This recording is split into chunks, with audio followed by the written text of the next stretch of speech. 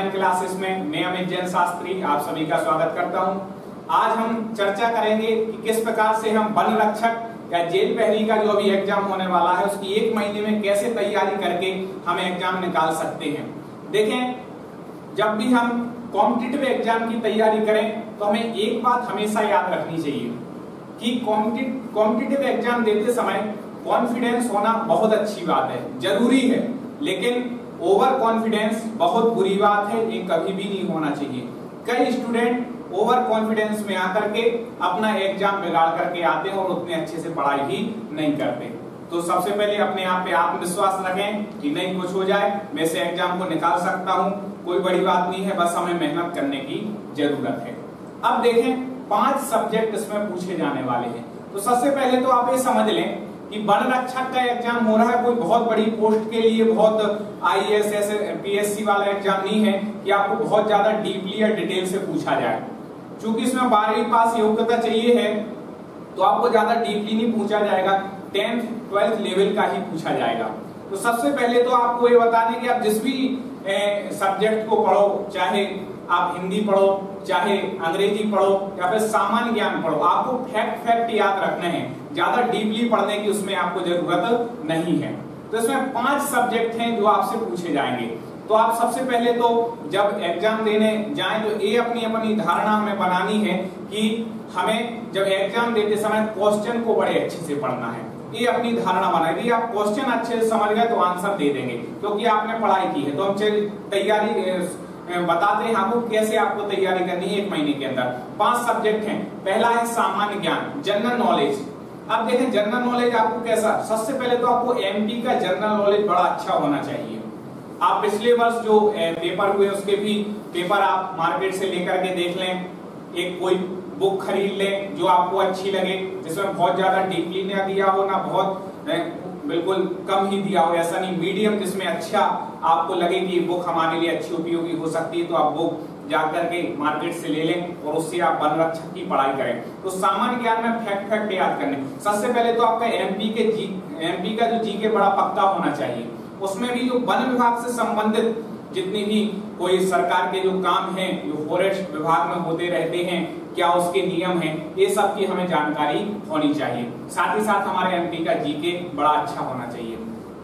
इसके बाद जीके में अब हमें इंडिया लेवल का भी जीके के क्वेश्चन पूछे जाते हैं, उसका भी मतलब है मेन फैक्ट याद करने हैं, ज्यादा डीपली पढ़ने की जरूरत नहीं है।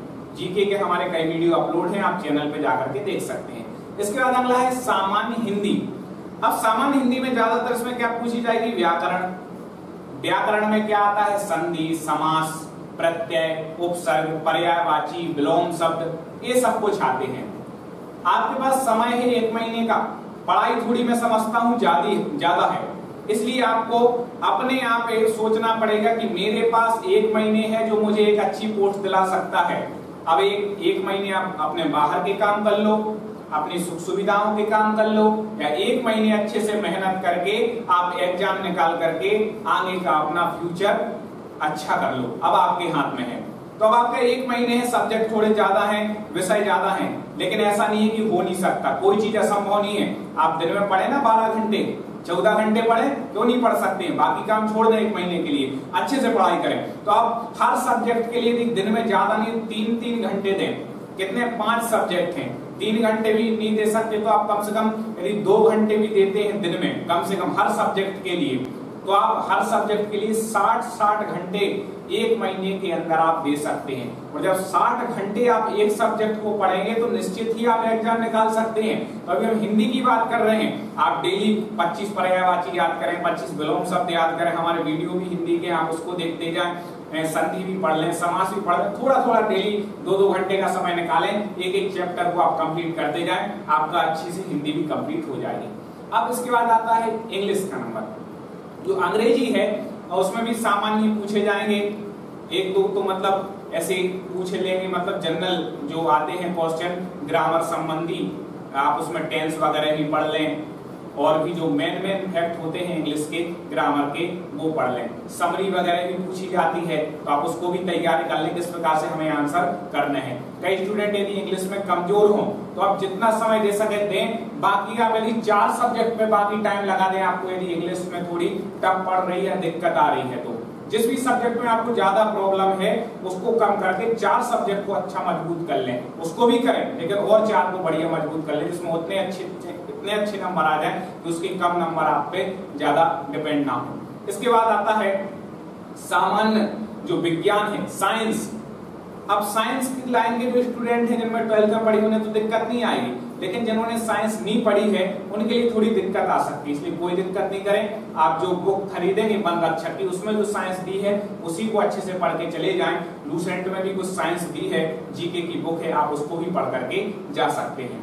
इसके बाद जो अगला सब्जेक्ट है वह है गणित, मैथ्स। सामान्य मैथ उसमें पूछी जाएगी।